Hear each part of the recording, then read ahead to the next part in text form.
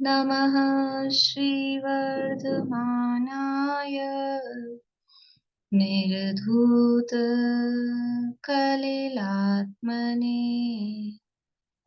सालोकानां त्रिलोकानां यद्विद्यादर्पणायते यद्विद्यादर्पणायते सकल पाप मल प्रक्षालक श्रीवर्धमान को करूं नमन लोकालोक प्रकाशित करने जिनकी विद्या है दर्पण जिनकी विद्या है दर्पण।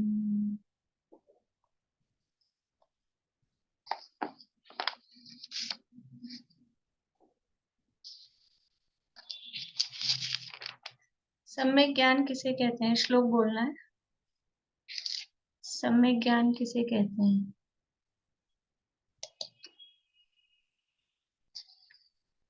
अन्यूनमनतिरिक्तं याथा तथ्यं विना च विपरीतात् निस्सन्देहं वेद यदाहुस्तज्ज्ञानमागमिनः। इस जीव का सर्वोत्कृष्ट उपकार करने वाला और अपकार करने वाला कौन है?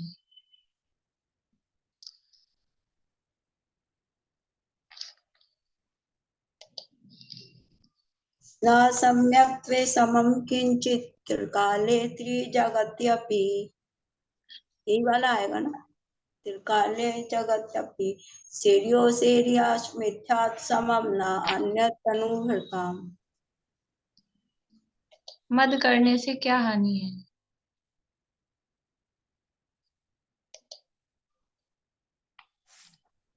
सम्येन्यो अन्यानत्येति सम्येन्यो अन्यानत्येति धर्मं गर्विताशय सोअत्येति धर्मम आत्मीयम न धर्मो धार्मिके बिना। सही बोला? एक बार फिर से बोल दीजिए। सम्येन्यो अन्य समीन नहीं है, समीन नहीं, स्मयीन। स्मयीन समय तो अलग शब्द होता है। स्मय अच्छा, स्मेन्यो अन्यानत्येति धर्मम गर्विताशे धर्म धर्मस्थान स्थान गर्विताशे। गर्विताश। हाँ वापिस से सम्येन्यो फिर समीन, अन्यानत्येति समीन नहीं है, समय शब्द अलग है। स्मयीन। स्मेन्यो अन्यानत्येति धर्मस्थान गर्विताशे सोअत्येति धर्मम आत्मीयम न धर्मो धार्मिके बिना। देव मूर्ता का स्वरूप। बरोपलिप्सयाश्रावान् रागद्वेषमलिमता देवता यदुपासी देवता मूढ़मुच्यते। मैंने कुछ गलत? नहीं, ठीक है। अमूढ़ दृष्टि अंग का स्वरूप।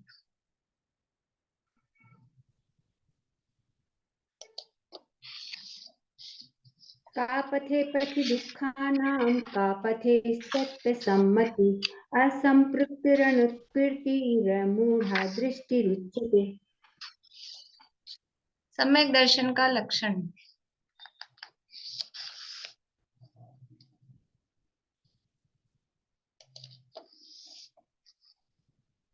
श्रद्धानां परमार्थानां वाप्तागं त्रपोव्रतां त्रमूढामोढमष्टांगं सम्यक् दर्शनमस्मयम्।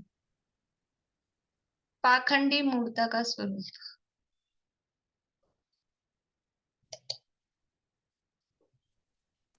सग्रंथारं हिंसानां संसारावर्तवर्तिनां पाखंडिनां पुरुषकारो गेयं पाखंडी मोहनम्। सम्यक्त्व के प्रभाव से तीर्थंकर बनते हैं।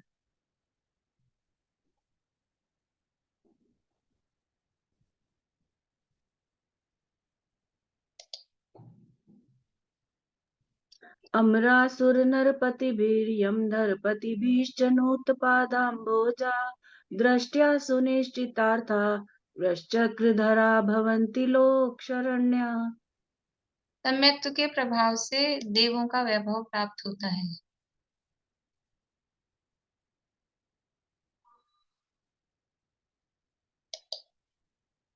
अष्टगुण पुष्टि तुष्टा दृष्टि विशिष्टता प्रकृष्टि शोभा जुष्टा अमरा अमरा अप्सराम परिषदि चिणम रमन्ते जिनेन्द्र भक्त्या। स्वर्गे जिनेन्द्र भक्त हम और अमराप सरसाम, अमराप सरसाम। अमरा अप्सरसाम। सम्यक दृष्टि जीव कहाँ कहाँ उत्पन्न नहीं होते।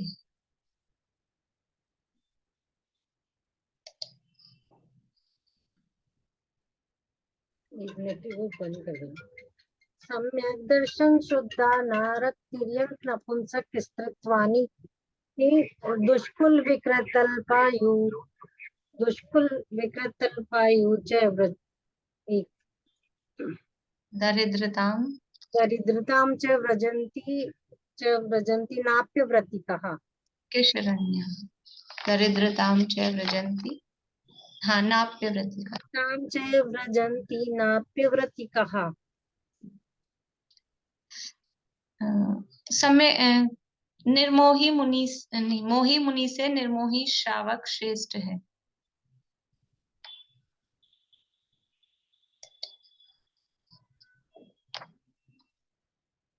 गृहस्थो मोक्ष मार्गस्थो निर्मोने मोहमान अंगारो गृह श्रेयान निर्मोहिनो मुने। धर्म और अधर्म का फल।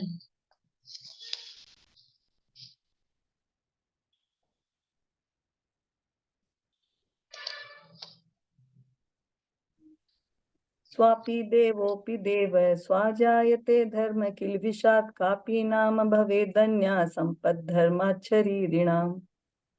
निशंकित अंग का स्वरूप।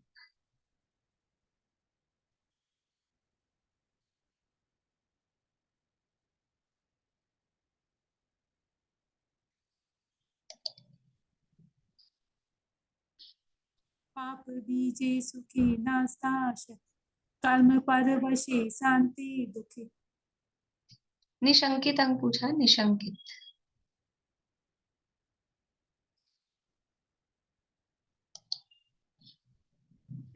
इदमेव दृश्यं चैव तत्त्वं नान्यन्न च अन्यथा इत्यकम्पाय सांभोवत् सन्मार्गे संशया रुचि।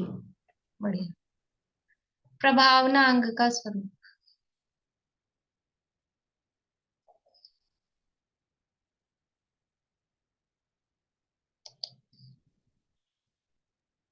अज्ञान तिमिर व्याप्ति अपाकृति यथायथम विंशाचन महात्म्य प्रकाश सात प्रभावना।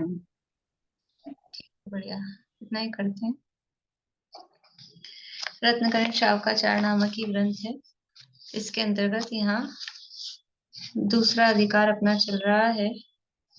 अरे ये श्लोक नहीं बुलवाया ना मैंने, कल मुझे याद दिलाना, पूछूंगी नहीं, श्लोक बुलवाना है कल, ठीक है ना। तो इसके अंतर्गत चरणानुयोग का सम्यक ज्ञान का स्वरूप चल रहा है, दूसरा अधिकार है, और उसमें चरणानुयोग के स्वरूप की चर्चा कल अपन ने की थी। चरणानुयोग किसे कहते हैं या चरणानुयोग में क्या वर्णन होता है।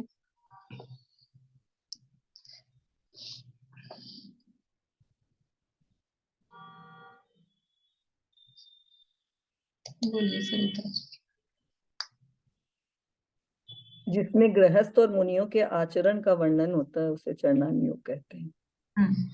गृहस्थ और मुनियों के आचरण का। और यहाँ क्या तीन शब्द दिए हैं उस आचरण के लिए? श्रद्धावान, क्रियावान और विवेक। नहीं, उस आचरण का क्या क्या उसमें बताया जाता है, बोलिए लिखा। जिनमें गृहस्थ के चारित्र की उत्पत्ति, वृद्धि और रक्षा के बारे में बताया चरणानुयोग। उत्पत्ति, वृद्धि और रक्षा का कारण, ये क्या है चरणानुयोग?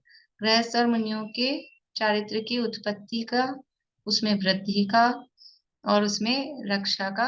अंगम कहा है, अंग मतलब उसका कारण है, यानी चरणान योग के शास्त्रों के माध्यम से ही उसको पढ़ के वो चारित्र की उत्पत्ति में निमित्त बनता है, उसमें वृद्धि में निमित्त बनता है, और उसकी रक्षा में भी।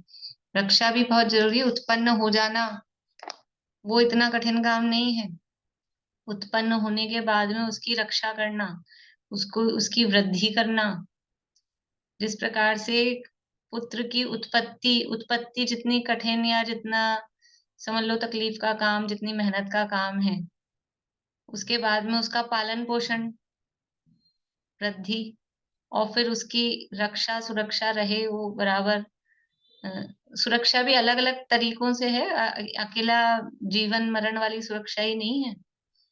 बाहरी सब प्रकार से, अज्ञान से, खोटे आचरण से, खोटी संगति से, कितनी कितनी तरह से सुरक्षा करनी पड़ती है।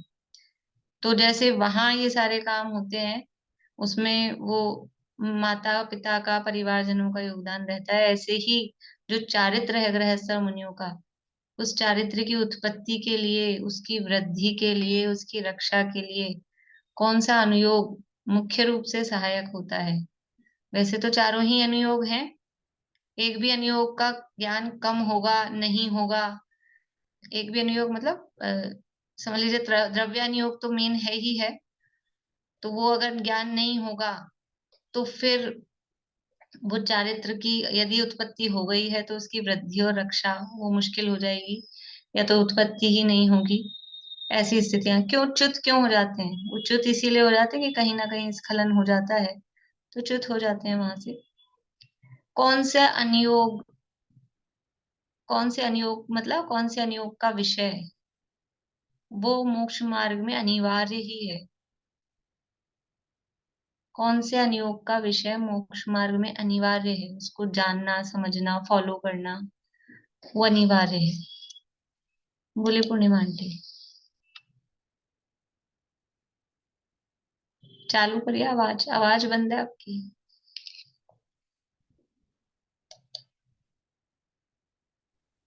चारों ही अनुयोगों का विषय कार्यकारी है, क्योंकि चारों ही अनुयोग वितरागता का पोषण करने वाले हैं। जैसे कार्यकारी नहीं, मैं द्रव्यानुयोग कार्यकारी नहीं पूछ रही, मैं अनिवार्य पूछ रही हूँ कि मतलब इसके ज्ञान के बिना तो काम ही नहीं चलेगा। द्रव्यानुयोग के बगैर। द्रव्यानुयोग, ठीक है, बढ़िया। और किसी को कुछ कहना है इसके अलावा? बोले नीलम भाभी। प्रथमानुयोग नहीं है उसका? तो प्रथमानुयोग से हम सीखना शुरू करते हैं। अनिवार्यता की बात है, अनिवार्यता। सुलोचना भाभी आप कुछ कहना चाहेंगे? मेरे हिसाब से तो चरणानुयोग में ही हमें पता चलेगा कि चारित्र कैसे धारण किया जाए, और चारित्र के बिना मोक्ष नहीं मिल सकता। उसमें ही सिंगल चरणानुयोग मतलब सब एक एक कह रहे हैं, एक द्रव्यानुयोग, एक प्रथमानुयोग, एक चरणानुयोग, एक कर्णानुयोग वाला भी बता दीजिए कोई। बोलिए अर्चना जी। सबसे पहले हमें द्रव्यानुयोग से 7 तत्वों का, 9 पदार्थों का, वस्तु स्वरूप का सही ज्ञान करने के बाद में फिर हमें चरणानुयोग सहायक है चारित्र को पालन करने में, और उसके साथ में कर्णानुयोग भी सहायक है। आपने सारे ले लिए, प्रथमानुयोग को क्यों छोड़ रहे हैं? देखिए अनिवार्यता पूछी तो बात तो वो है, चारों अनुयोग सहायक हैं, लेकिन जिसके विषय के बिना काम ही नहीं चलेगा तो द्रव्यानुयोग और चरणानुयोग। क्योंकि द्रव्यानुयोग से तो वस्तु स्वरूप का निर्णय, आत्मा के स्वरूप का निर्णय वो द्रव्यानुयोग से होता है। और फिर मोक्ष की बात की ना, मोक्ष मार्ग में, तो मोक्ष मार्ग का मतलब ही क्या है कि वो आचरण में आए। इसलिए ये दो अनुयोग तो कंपलसरी है ही है, मतलब इनका कर्णानुयोग में कम जाना, प्रथमानुयोग में कम जाना, थोड़ा ऊपर नीचे जाना थोड़ा बहुत चलेगा, लेकिन द्रव्यानुयोग में थोड़ा बहुत भी मतलब 7 तत्वों का स्वरूप जो तत्वार्थ श्रद्धानम है, उसमें कहीं आपको कंप्रोमाइज नहीं चल सकता है, वो बराबर जानना ही पड़ेगा। और चरणानुयोग में भी कंप्रोमाइज नहीं चलेगा, क्योंकि वो चरणानुयोग का अनुसार पालन किए बिना मोक्ष नहीं जा सकता है। मुनि दशा कैसी होगी, गृहस्थ दशा कैसी होगी, गृहस्थ में कब तक रहेगा, मोक्ष जाने के लिए मुनि तो बनना ही पड़ेगा ना। तो ये दो अनुयोगों का ज्ञान तो अनिवार्य है बिल्कुल। तो इसका मतलब फिर बाकी के दो नहीं पढ़े कि बाकी के दो नहीं पढ़े ऐसा नहीं है, हमने प्रयोजन देखा है ना उनका, वो भी प्रयोजन भूत है। जब तक जिस भूमिका में रहते, मुनिराजों को भी मुनिराज भी उपयोग लगाते हैं कि नहीं, प्रथमान योग में और कर्णान योग में। द्रव्यान योग से ज्ञान हो गया, सर मुनिराजों ने तो लिखे हैं सारे, पद्म पुराण, हरिवंश पुराण किसने लिखे हैं? गृहस्थों ने थोड़ा ना लिखे हैं। तो मुनिराजों ने लिखे तो बिना उपयोग लगाए लिख दिए, बिना कहानी पता हुए और ऐसे ही लिख दिए हों। और कर्णान योग के शास्त्र बड़े बड़े धवला आदि ग्रंथ, षटखंडागम किसने लिखे हैं? सब मुनिराजों ने ही लिखे हैं ना। तो इसलिए यूजलेस है या कार्यकारी नहीं है वो बात नहीं है, चारों ही अनुयोग सहायक हैं, प्रयोजनभूत हैं। लेकिन फिर भी अगर हम अनिवार्यता देखें भी, किसी को हम बाई चांस किसी के जीवन में स्किप हो जाए तो कौन सा अनुयोग स्किप हो सकता है? तो प्रथमान योग कर्णन योग का बिल्कुल भी ज्ञान नहीं हो तो भी एक बार को चलेगा। लेकिन द्रव्यान योग और चरणान योग जो तिर्यंच भी होते ना, तिर्यंच भी पंचम गुण स्थानवर्ती तिर्यंच है, पहली प्रतिमा के धारी श्रावक तिर्यंच, उनको भी द्रव्यान योग और चरणान योग का ज्ञान होता है। अब ऐसे भले ही परिभाषा नहीं आती हो आपकी, ग्रह मध्य अनगाराणाम, ये श्लोक नहीं आए भले ही, लेकिन उनको भेद विज्ञान, वो द्रव्यान योग का ज्ञान है, सात तत्व संबंधी नाम नहीं आएंगे, सात तत्वों की बोलना नहीं आएगा, लेकिन शरीर और आत्मा भिन्न भिन्न है ऐसा भेद विज्ञान, और सुख दुख के कारण क्या है ऐसा भेद विज्ञान, वो अंदर से उनको श्रद्धान प्रतीति ऐसी होती है। तो ये द्रव्यान योग का ज्ञान हो गया। और आचरण, पहली प्रतिमा है, एक प्रतिमा के धारी है, पंचम गुण स्थान है, तो जो भी उनकी भूमिका के हिसाब से वो आचरण पालन करते हैं, वो चरणान योग का ज्ञान है। कैसे करते हैं? करते हैं ना, शेर की कहानी आती महावीर भगवान की, समझ लो आती है, उसने उसी समय सम्यक दर्शन प्राप्त किया मुनिराजों का उपदेश सुन के, फिर व्रत ग्रहण कर लिए और फिर अब मांस खाना छोड़ दिया। तो ये मांस खाना कैसे छोड़ा यार? मांस खाना छोड़ना कौन से अनुयोग का विषय है? प्रथमान योग का विषय है, कर्णान योग का विषय है, द्रव्यान योग का विषय है, चरणान योग का विषय है। मांस खाना छोड़ दिया और बिल्कुल प्राणियों की हिंसा नहीं करता था, और पानी पीना है तो झरनों का गिरता हुआ जल हो तो पिए, नहीं तो नहीं पिए। तो ये सारी जो क्रियाएं हो रही हैं, ये सब क्या है? देखो, ज्ञान का मतलब किताबी ज्ञान नहीं है, ज्ञान का मतलब है वो जीवन में उतरे तो ज्ञान है। तो इसलिए ये दो अनुयोगों का ज्ञान तो अनिवार्य रूप से चाहिए ही चाहिए, होना ही चाहिए। फिर विशेष उपयोग लगाने के लिए, क्योंकि हमारे पास, अब वो तो तिर्यंच था, उसके पास और कोई ऑप्शन नहीं है, साधन नहीं है, तो क्या करे? हम लोग तो अच्छे मनुष्य हैं, सब सुविधा संपन्न है, बुद्धि भी खूब है। तिर्यंचों से तो वैसे ही मनुष्यों की बुद्धि श्रेष्ठ, मतलब बुद्धि में श्रेष्ठ होते ही है, और वैसे भी हमारे पास बुद्धि है। इसलिए हमें यथा योग्य, यथा अपनी बुद्धि के अनुसार, शक्ति के अनुसार चारों ही अनुयोगों का अभ्यास करना ही चाहिए। तो यहाँ चरणान योग का कल प्रयोजन की बात भी की थी। अभी जो चरणान योग की जो स्टाइल है, उसकी व्याख्यान की पद्धति है, मतलब किस तरह के कथन चरणान योग में किए जाते हैं। तो हमने देखा था कि एक तो व्यवहार का व्याख्यान होता है और एक निश्चय सहित व्यवहार का व्याख्यान। तो अकेले व्यवहार का व्याख्यान भी क्यों करते हैं? दो तरह के जीव हैं दुनिया में। दो तरह के जीव कौन से हैं? एक तो ऐसे जो कुछ नहीं समझते, और एक ऐसे हैं जो समझते हैं, समझदार हैं। मतलब एक तो असंगी जीव है और एक संगी, समनस्का मनस्काहा। संसारी जीवों को दो भागों में बांटा, समनस्का मनस्काहा। तो जो असंगी तक के जीव हैं, बिना मन वाले जीव हैं, वो तो कुछ समझते हैं नहीं। तो चरणान योग उनके लिए क्या प्रयोजन भूत है? जो कुछ समझते ही नहीं है, उनके लिए चरणान योग ने क्या किया कि उनके लिए भी चरणान योग प्रयोजन भूत है। उनके लिए मतलब कि चरणान योग में उन असंगी तक के जीवों की भी, कि यहाँ यहाँ जीव हैं, तो उन जीवों की दया पालने का उपदेश वो चरणान योग में आया। कहाँ कहाँ जीव होते हैं, अभी चलने वाली है अपनी चर्चा आज कार्तिक अनुप्रेक्षा में, कि कहाँ कहाँ कैसे कैसे जीवों की उत्पत्ति, एक इंद्रिय निगोदिया जीव कहाँ है, और त्रस जीवों की उत्पत्ति कहाँ कहाँ हो जाती है। हम सोच नहीं सकते, हमको पता ही नहीं चलता है कि कहाँ कहाँ जीव उत्पन्न हो जाते हैं। जहां भी थोड़ी भी नमी रहती है, गीलापन रहता है, वहां त्रस जीव उत्पन्न हो जाएंगे। चाहे खाने की चीज हो, चाहे कपड़े हो, चाहे और कोई सामान हो, चाहे लकड़ी हो, कुछ भी हो, आप देख लीजिए, जहां गीलापन नमी रहेगी वहां जीव उत्पन्न हो जाएंगे। जहां कहीं धूल मिट्टी इकट्ठी होगी वहां पे वो जीवों की योनि बन जाएगी, वहां पे मकड़ी वकड़ी ये सब जीव उत्पन्न हो जाते हैं। तो ये ज्ञान कहाँ पे कैसे मिला कि चरणान योग के शास्त्रों से ज्ञान मिला। तो असंगी तक के जीवों का क्या भला हुआ कि जो समझदार थे उनको कहा कि भैया यहाँ जीव उत्पन्न हो जाते हैं, तो तुम सावधानी से काम करो, उन जीवों की हिंसा नहीं हो जाए। कहाँ कहाँ कैसे कैसे जीव होते हैं, पता ही नहीं होता है कि इसमें जीव है, बिना देखे बिना सोचे काम में ले लेते हैं चीजों को। तो पता होना चाहिए। तो कैसे पता लगता है कि चरणान योग के माध्यम से। तो चरणान योग उन जीवों का भी उपकार करता है, उनकी दया का उपदेश, समझदारों को उनकी दया का उपदेश देकर उनका भला किया। और समझदारों का क्या भला हुआ कि वो हिंसा से बच गए। उनको उनकी रक्षा का उपदेश दिया कि ये आलू गाजर मूली इनमें इतने इतने जीव हैं कितने, तो भैया इनको मत खाओ। तो ये खुद जो समझदार हैं, संगी जीव हैं, वो उस हिंसा से उस पाप से बच गए। तो दोनों ही जीवों का इससे भला होता है। और दूसरा जो निश्चय सहित व्यवहार का उपदेश दिया, तो वहां पर निश्चय को भी बताया, अकेला कोरा व्यवहार ही नहीं बताया। कोरा व्यवहार बताना प्रयोजन भी नहीं है चरणान योग का। निश्चय पूर्वक ही व्यवहार वास्तव में कार्यकारी होता है। यथार्थ ज्ञान पूर्वक की गई क्रिया वही वास्तविक क्रिया है, वही निवृत्ति भी है। बिना ज्ञान के की गई क्रिया ना तो फल देती है अच्छा, और ना वो लंबे समय तक चलती है टिकती है। क्योंकि ज्ञान नहीं किया तो बोझा लगता है, और बोझा पूर्वक करते हैं तो परिणाम भी उतने विशुद्ध नहीं होते, और वो कब तक खींचता है आदमी, वो फिर निवृत्ति भी नहीं है।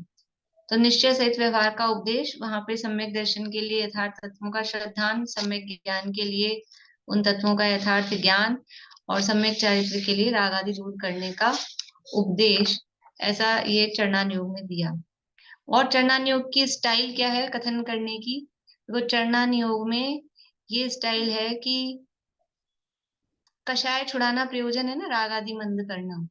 लेकिन कैसे, क्या स्टाइल है उसमें कि तीव्र कषाय छुड़ाते हैं लेकिन मंद कषाय में प्रवर्तन करा देते हैं। कोई व्यक्ति टीवी देखने में लगा है, विषय भोगों में लगा है, तो उसको कहेंगे इसमें क्या है, इधर भजन सुनो। मान लो गाने सुनने का शौक है, टीवी देखने का शौक है, तो ये छोड़ो सीरियल विषय कषायों के, और फिर कोई धार्मिक सीरियल, धार्मिक मूवी, धार्मिक भजन वो सुनने में लगाते हैं। तो बात तो एक ही ना, दोनों ही कर्णेंद्रिय के विषय हैं, नेत्रेंद्रिय के विषय हैं, लेकिन वहां कषाय तीव्र होती है। जो विषय भोग वाली चीजें हैं वहां कषाय तीव्र होती है। और यहाँ पर भी कषाय तो है, राग है ना, राग कषाय है, सुनने का राग, देखने का राग, लेकिन वो राग वो मंद कषाय रूप है। घूमने फिरने का शौक है, इधर उधर शिमला कश्मीर, यहाँ जाएंगे, पाप रूप प्रवर्तन करेंगे, तो इसकी जगह समय शिखर जी जाओ, गिरनार जी जाओ, सोनागिर जी जाओ, तीर्थ वंदना का उपदेश देते हैं। तो एक कषाय मतलब तीव्र कषाय छुड़ा के मंद कषाय कराते हैं। कभी कभी एक कषाय छुड़ाकर दूसरी कषाय कराते हैं। किसी को बहुत क्रोध आता हो तो उसको कषाय ज्यादा होती हो तो उसको भय दिखाते हैं, इतना क्रोध करोगे नरक में जाओगे, तो उसको डराते हैं। तो क्रोध भी एक कषाय है और भय भी एक कषाय है, दोनों कषाय है कि नहीं।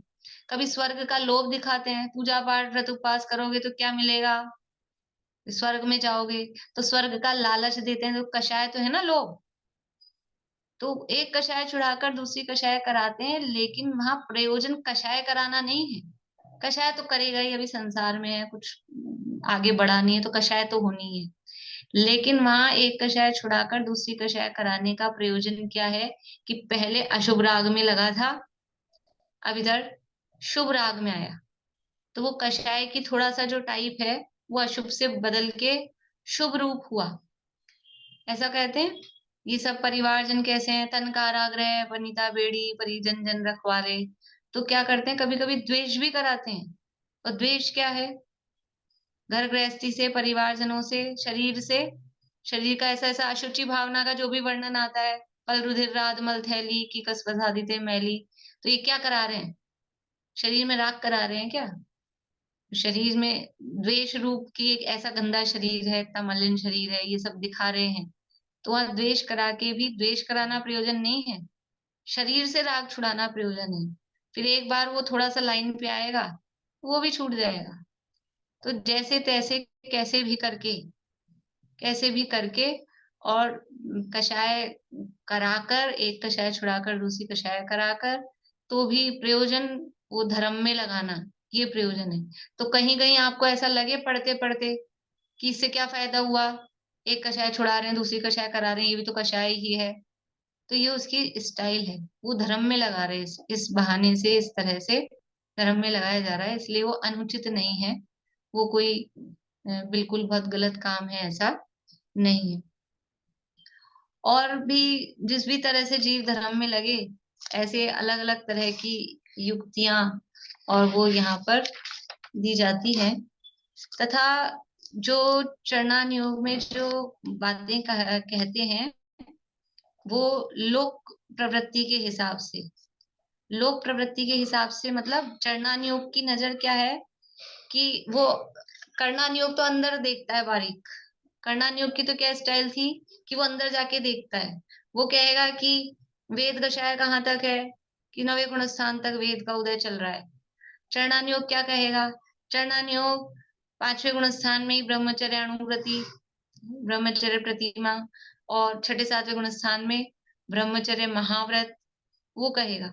तो चरणान योग है वो लोक में जैसी, वो मान लीजिए आहार देने का प्रसंग है, तो किसको आहार दें किसको आहार नहीं दें, कि जो सच्चे भावलिंगी मुनिराज हो उनको आहार दो और उनको मत दो। तो अब कैसे दिखेगा, अभी आहार देना ये जो क्रिया है, ये व्यवहार की क्रिया है ना, आचरण की क्रिया है बाहर की। हम आहार दे रहे हैं, श्रावक आहार देता है, तो ये कौन सा उसका कोई गुण है, कोई मूल गुण है आहार देना? क्या श्रावक के किसी मूल गुणों के अंतर्गत आता है?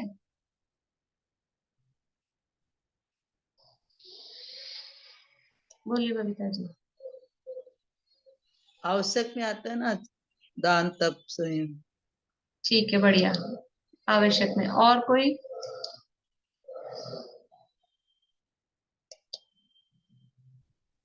आहार दान के अंदर आता है, आवश्यक श्रावक कर्तव्य दान देना। बता दिया ना इन्होंने जो बोल दिया वो तो वही गया। कुछ और मैं मतलब मूल गुणों में, व्रतों में पूछ रही हूँ, व्रतों के अंतर्गत।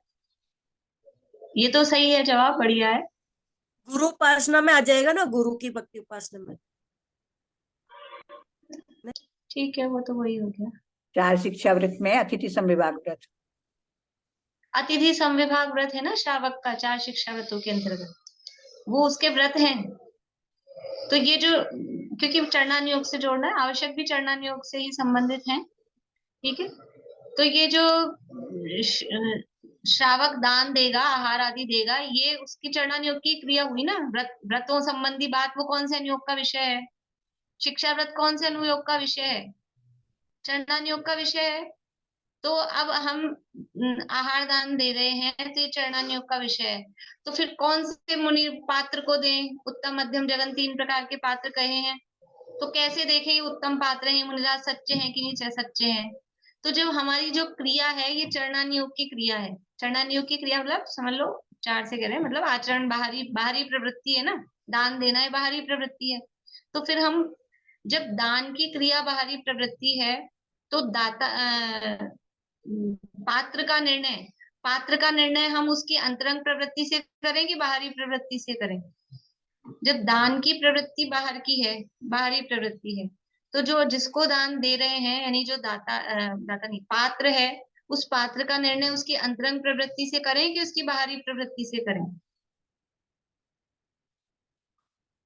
बढ़िया। बाहरी प्रवृत्ति से क्या रहेगा? अंतरंग तो दिखता कहाँ है कि ये 3 कषाय चौकड़ी का इनके अभाव है कि नहीं है। तो बाहर में उनके यदि 28 मूल गुणों का बराबर पालन हो रहा है, बाहर में आचरण में कोई स्खलन नहीं है, तो उसी हिसाब से, क्योंकि ये चरणान योग आचरण की क्रिया है, व्यवहार की क्रिया है, तो व्यवहार से ही उसका नाप किया जाएगा। अंदर का श्रद्धान देखने कैसे जाएंगे? इनके कर्मों का कितना, कौन सा का उपशम है, कौन सा सम्यक दर्शन है, सम्यक प्रकृति का उदय है कि उपशम है, 3 दर्शन होने की, 3 का और अनंत अनुबंधी 4 का कि क्षय है? दिखता है किसी को? अपने को दिखता है किसी को? वो तो या तो अवधि ज्ञानी को दिखे कि केवल ज्ञानी को दिखे, कि और सम्यक तो शोभशम सम्यक की दशा तो ऐसी है कि अभी सम्यक दृष्टि और अभी मिथ्या दृष्टि हो जाए, आपको क्या पता लगेगा। इसलिए बाहर के जो बाहर की क्रिया है तो बाहर से ही उसका नाप किया जाएगा। तो ऐसा कथन ये चरणान योग में, यानी जो भी विचार कर रहे हैं तो वो बाहर की प्रवृत्ति के हिसाब से ही विचार किया जाता है और उसी हिसाब से यहाँ मतलब उपदेश दिया जाता है। इस प्रकार से ये चरणान योग की कुछ व्याख्यान की पद्धति है। विशेष और मतलब डिटेल में तो हमने कुछ कुछ बिंदु थोड़े लिए हैं, मोक्षा प्रकाशक में काफी डिटेल में ये वर्णन किया है। तो जिनको जिज्ञासा हो मोक्षा प्रकाशक के 8वें अधिकार में एक बार खोल के पढ़ लें, पढ़ा हुआ हो तो 5-10 मिनट में वो रिवाइज हो जाता है एक बार विषय। अब यहाँ वर्ड टू वर्ड अपन नहीं चला रहे। देखिए अब है आगे प्रथमान योग। प्रथमान योग नहीं, द्रव्यान योग। द्रव्यान योग का क्या स्वरूप है वो यहाँ पर बता रहे हैं। रत्नकरी शावकाचार में पेज नंबर 85 है, श्लोक नंबर 46 है। द्रव्यान योग को जानने वाला भी सम्यक ज्ञान ही है, ऐसा श्लोक द्वारा कहते हैं। देखा अभी पीछे बोलिए। जीवा जीव सुतत्वे, जीवा जीव सुतत्वे, पुण्या पुण्ये च बंध मोक्षो च, पुण्या पुण्ये च मोक्ष बंध मोक्षो च, द्रव्यानुयोग दीपः, द्रव्यानुयोग दीप, श्रुत विद्यालोकमातनुते,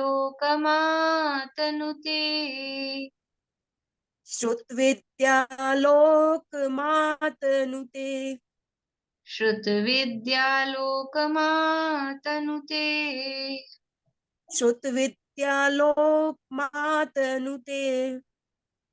देखिए क्या कह रहे हैं, जीवा जीव सुतत्वे, जीव और अजीव जो तत्व है वो सुतत्वे मतलब अच्छे प्रकार से, भली प्रकार से, या जो सुतत्व है मुख्य रूप से तत्व है ऐसा। जीवा जीव, जीव और अजीव ये दो मुख्य तत्व हैं, वो सुतत्व उनको कहा। पुण्या पुण्य, पुण्य और अपुण्य। अपुण्य मतलब अपुण्य कौन सा तत्व है, अपुण्य यानी पाप। तो जीव अजीव ये दो तत्व, पुण्य और पाप, और बंध मोक्षो, बंध और मोक्ष। जीव अजीव को, पुण्य पाप को और बंध मोक्ष को, ये सारे तत्व आ गए क्या इसमें। जीव अजीव पुण्य पाप और बंध मोक्ष 6 कहे, और वैसे भी पुण्य पाप तो तत्वों में है नहीं, सारे तत्व आ गए क्या, नीचे कहीं है नहीं। द्रव्यान योग दीपः श्रुत विद्यालोकमातुनते। कौन से तत्व छूट गए, कौन कौन से तत्व छूट गए, बोलिए स्नेहलता जी। आश्रव, बंध, संवर, बंध तो दे दिया, बंध तो दे दिया, पर और निर्जरा, तीन है ना, 3 तत्व छोड़ दिए। तो आचार्य भूल गए होंगे, नहीं 3 तत्व तो अपन ने लिखे ही नहीं है, तो उनको याद ही नहीं रहे होंगे, लिखते लिखते भूल भाल गए होंगे। जगह कम पड़ गई इसलिए कि हाँ श्लोक में जगह उतनी थी, तो वो गर्भित है। बंध कहा, पुण्य पाप कहा। पुण्य पाप किसके भेद हैं, पुण्य पाप आश्रव के ही तो भेद है। पुण्याश्रव शुभ पुण्यस्य शुभ पापस्य, तो आश्रव आ गया, बंध आ गया। और जो मोक्ष कहा, तो मोक्ष क्या बिना संवर निर्जरा के हो जाएगा, किसी को भी क्या बिना कर्मों का आना रुके और कर्म नष्ट हो जाएंगे। इनकमिंग चालू है और खत्म कर दो, कैसे खत्म होएगा, पहले इनकमिंग रोकनी पड़ेगी ना, पहले आवक पे रोक लगानी पड़ेगी, और फिर जो भरा हुआ माल है उसको निकालना पड़ेगा। और एक साथ एक बार में कभी किसी का ऐसे खाली होता नहीं है, धीरे धीरे ही होता है, तो निर्जरा भी होगी। तो वो मोक्ष में संवर निर्जरा वो गर्भित है। अभी श्लोक में श्लोक मर्यादित अक्षर लिखने होते हैं, तो उसमें मोक्ष शब्द में ही उसको गर्भित कर लिया। पुण्य पुण्य को यानी पुण्य पाप को विशेष रूप से क्यों लिया है, क्योंकि जीव की उसमें विशेष रूप से समझ लो या तो उसके संबंध में मान्यता विपरीत रहती है, और वो पुण्य पाप का ही विशेष रस है जीव को। पुण्य पाप का रस है मतलब पाप छोड़ना चाहता है, पुण्य करना चाहता है। जो पाप में लगे हुए हैं ना, वो भी करना पाप नहीं चाहते हैं, भले लगे हुए हों पाप में, लेकिन चाहते तो यही है किसी भी तरह से पुण्य हो जाए। खुद पापों में लिप्त रहेंगे, विषय भोगों में लिप्त रहेंगे, और कोई करता हो तो बोलेंगे हम आपका कोना पकड़ लेंगे, उंगली पकड़ लेंगे। मतलब चाहते ये हैं कि कुछ पुण्य हो जाए, चाहते तो पुण्य ही है जीवन में, नहीं करते हैं वो एक अलग बात है। इसलिए पुण्य पाप को यहाँ अलग से ले लिया। तो जीव अजीव तत्व, पुण्य पाप तत्व और बंध मोक्ष यानी 7 तत्वों को द्रव्यानुयोग दीपः, जो द्रव्यानुयोग है वो कैसा है? द्रव्यानुयोग रूपी दीपक है, दीपक के समान है। श्रुत विद्या, श्रुत विद्या यानी भाव श्रुत ज्ञान। श्रुत विद्या, श्रुत यानी श्रुत और विद्या यानी ज्ञान, तो वो भाव श्रुत ज्ञान जो है। लोकम, श्रुत विद्या लोकम, श्रुत विद्या आलोकम, लोकम नहीं, ये क्या है कि यहाँ ये गैप किया है ना, ये जुड़ा हुआ होना चाहिए। श्रुत विद्यालोक, श्रुत विद्यालोक, तो विद्या और आलोक, ये जो इनका टॉप लाइन है ना, ये जुड़ी हुई होनी चाहिए वास्तव में। तो श्रुत विद्या, विद्या, फिर आलोकम और फिर आतनुते। तो श्रुत विद्या यानी भाव शुद्ध ज्ञान, आलोकम, आलोकम यानी प्रकाश, आलोक, आलोक यानी प्रकाश, और आतनुते यानी वो प्रकाशित करना, उसको फैलाना, प्रकाशित करना, वो आतनुते। समझ में आया? श्रुत विद्या आलोकम, इसको जोड़ ही लीजिए आप, मतलब पेंसिल से, ये एक ही शब्द है विद्यालोक, वरना वो लोक शब्द में लोक वाला अर्थ निकल जाता है। विद्या आलोक और आतनुते।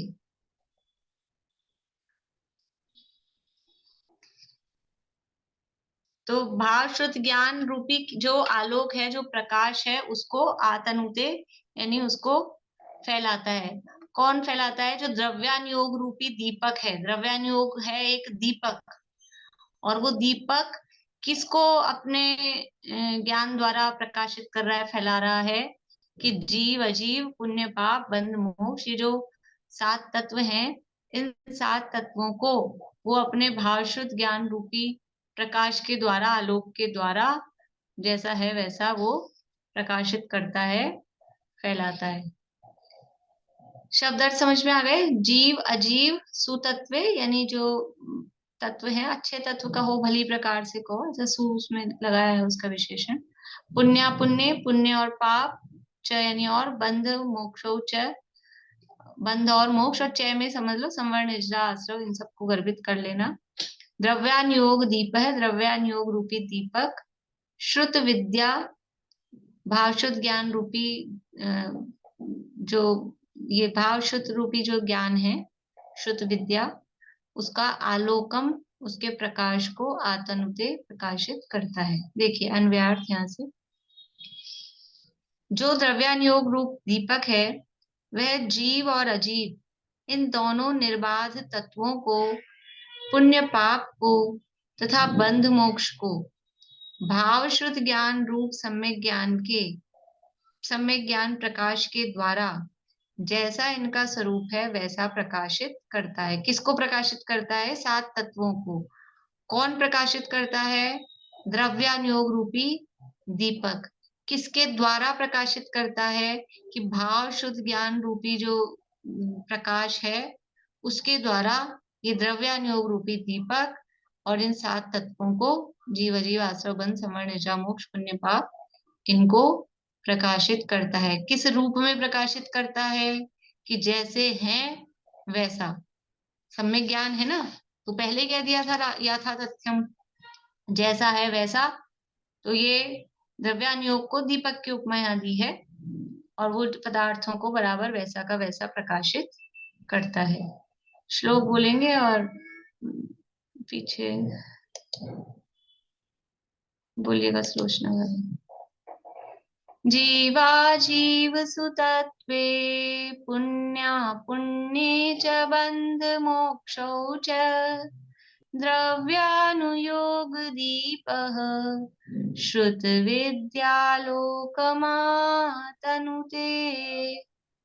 जीवा जीवसु तत्त्वे पुण्या पुण्ये च बन्ध मोक्षौ च द्रव्यानुयोग दीपः श्रुत विद्यालोकमातनुते।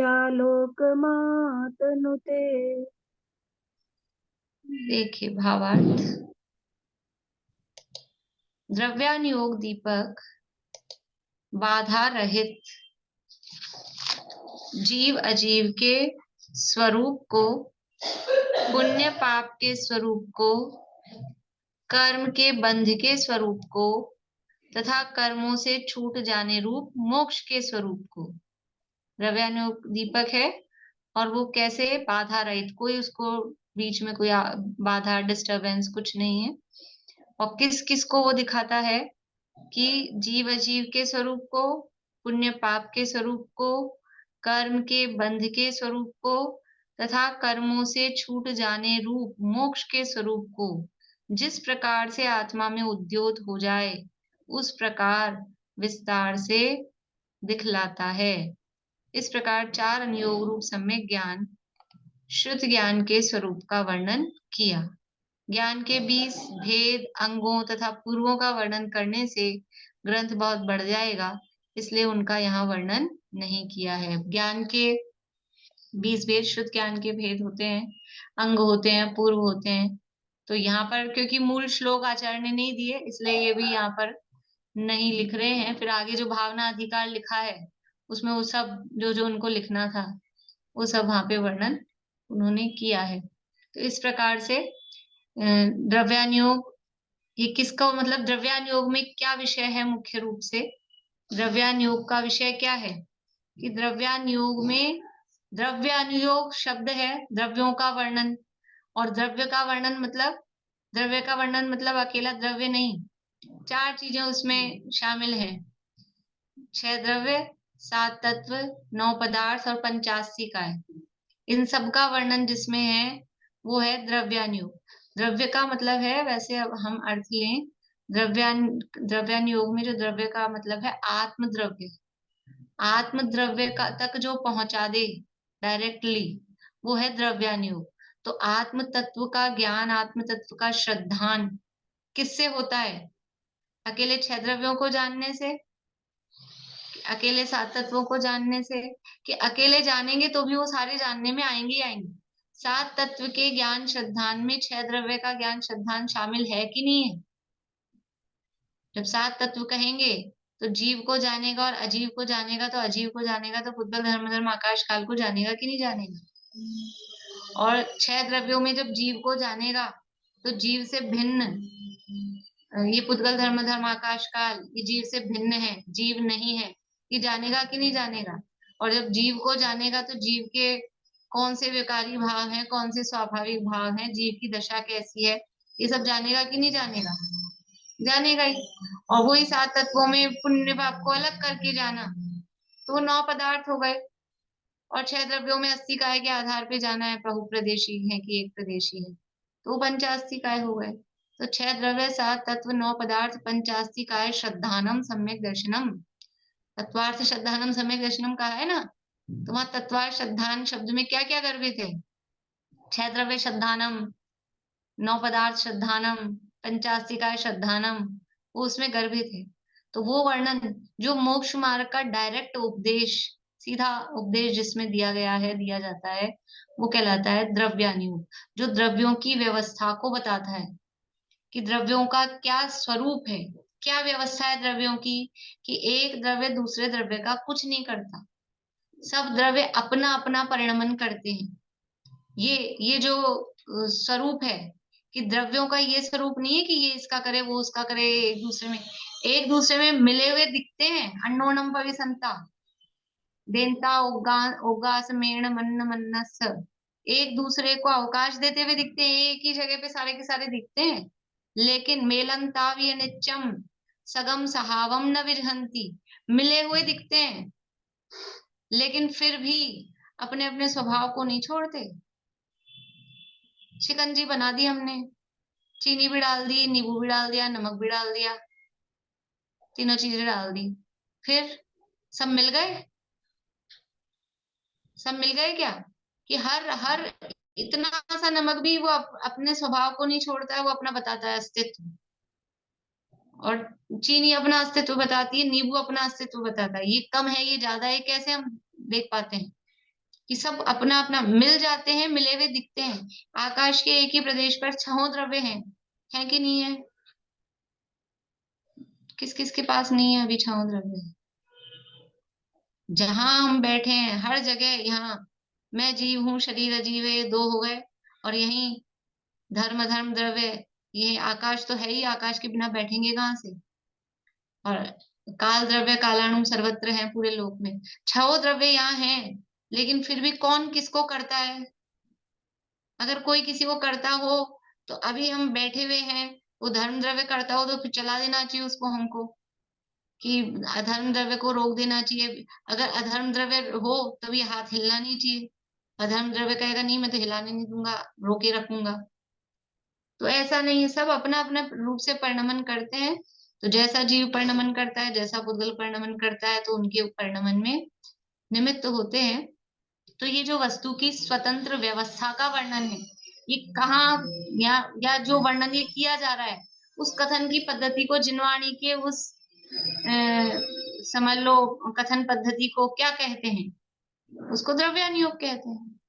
जहाँ ये वस्तु की स्वतंत्रता का वर्णन किया जा रहा है, उस अनुयोग को द्रव्यानुयोग, कर्णानुयोग नहीं, द्रव्यानुयोग कहते हैं। और अनुयोगों में तो मुख्य रूप से क्या हो रहा था कि कर्मों ने जीव को बांधा या जीव ने कर्मों को बांधा। कर्णानुयोग में इस तरह की बात निमित्त की कथन की अपेक्षा से चल रही थी।